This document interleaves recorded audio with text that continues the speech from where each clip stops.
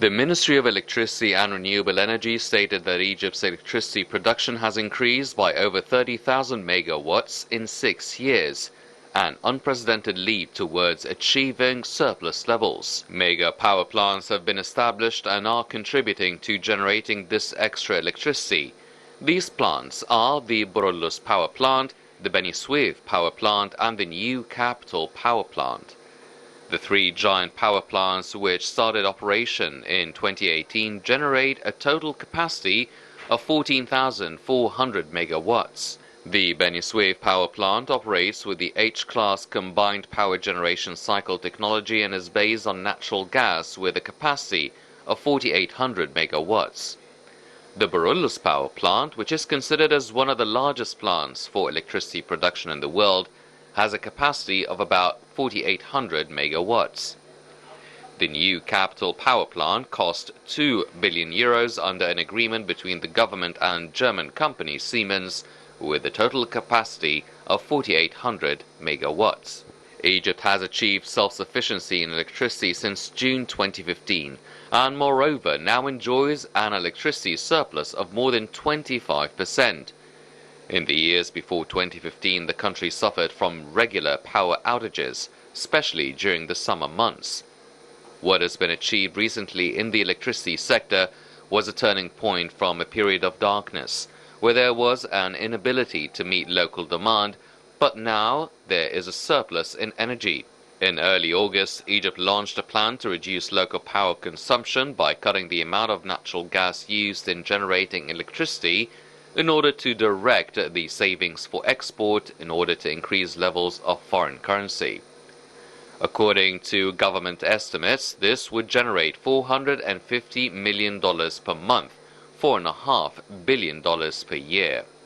The government plans to use more mazout and diesel fuel to achieve natural gas savings.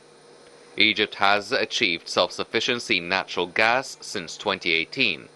Now 60% of natural gas production is being used in electricity generation. In line with Egypt's Vision 2030, the country aims to generate 20% of electricity in 2022 from renewable energy sources, with the goal of increasing this figure to 42% by 2035. Egypt's electricity grid has played a vital role in supplying energy to neighboring countries such as Lebanon via Jordan, Libya and Sudan. The Ministry of Electricity and Renewable Energy is currently working to increase production capacities. An electricity interconnection project is currently being implemented between Egypt and Saudi Arabia to exchange 3,000 megawatts. It is one of the largest interconnection lines in the region. Egypt is also undertaking important steps to link electricity between the country and Europe through the Egypt-Greece Power Linkage Project.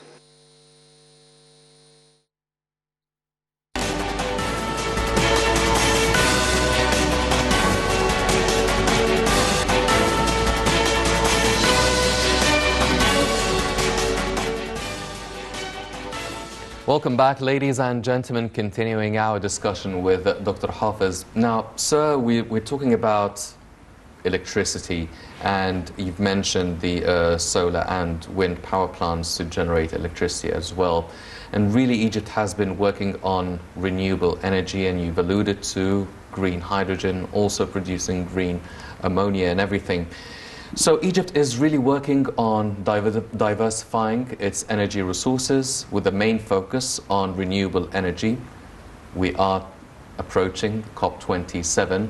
Now, Egypt becoming this sort of an energy hub or a designated energy hub, how does this put Egypt within the COP27? Are we now in a better position? Are we going to be getting a lot of help or receiving a lot of help and encouragement, be it financial or technical or know-how, to produce more energy through renewable resources, not just helping the European continent but also the African continent?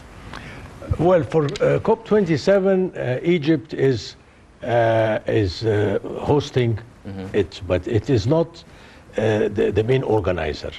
There are certain things that they can impose, like the NGOs that they invite, the invitations, but it's organized in Sharm el-Sheikh, and Sharm el-Sheikh has 30,000 room or something like that, more than Cairo. So the other COPs, the main problem was the accommodation. So this, and then we're changing it, Sharm el-Sheikh, into becoming a sort of semi-green city, and not the. So this will give good credibility for Egypt, and the parts that we're managing is very well conceived and very well executed. But the African countries, they're coming for finance, because there is a session for finance. The green, of course, we will get a good finance offers, financial offers for the green hydrogen. Yes. Because now the whole world is talking about it, the diversification and the jump that occurred from the time we had deficit of electricity now to the time that we're exporting electricity and gas. But they're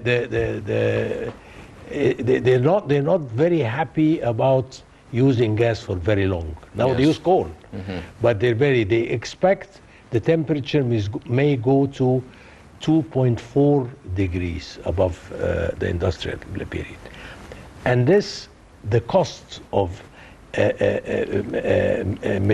mitigation thereafter will be very high, and adaptation. Yes. So most of the cost now, they have the finance for mitigation, and not the adaptation. Like the floods we're seeing now, they have to do something to adapt to the new climate that has changed. So the problem is a fair distribution of the available funds. Now the developed countries, they say, we're not the cause for this problem. There is no historic evidence. Only lately. Yes. But when we signed the agreement in 1992, they said, okay, I mean, the problem of climate change is ours, and the rest of the world should not suffer from our the perpetrations, to the nature in this magnitude. But now, the cost is very high. Yes. They have financial problems, and they don't want to put more pressure and make finance unless there is return. So that's why I said to decarbonize Africa, they have once allocated 1 trillion euros to do it. The euro now is going down. Yes. Of course, the cost is going up. So, to my mind, the green hydrogen and developing the Egyptian hub is one of the best investments that they could ever make. Well, you've mentioned the funding and the development, for instance, for green hydrogen and other renewable energy resources. It would be a lot, however, much less than the costs and the funds and the financing needed for mitigation afterwards. So if maybe governments are reluctant, or governments of developed countries maybe are reluctant because they say they're not responsible for the increase in global temperature, what about the private sector? What sort of role or a capacity that the private sector can play in terms of developing the natural renewable energy resources in Egypt? Well, the pressure groups, they play a very important role, and in COP27 in Africa, there are many organizations, but they don't participate enough. So the organizers are urging them to participate. So they want in COP27 to put together a pressure groups for the media to realize that the problem is grave, and something will have to be done, and this will make the developed countries participate more. Yes. And especially now that they have a problem of energy.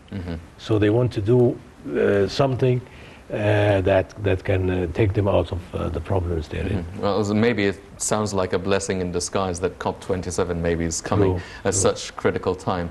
Ladies and gentlemen, there is a boom in the electrical energy sector here in Egypt, the renewable energy resources and the diversity of it here in Egypt, and hopefully we can maximize on such a great potential during the COP27 conference that will be taking place in Sharm el-Sheikh next November. Unfortunately, that's all the time we have for this edition of the Daily Debate. But before we go, I'd like to thank my very distinguished guest, Dr. Salah Hafez, the former head of the Environment Affairs Agency. Dr. Hafez, always a pleasure having you with us on the show. Thank you. Thank you very much, sir.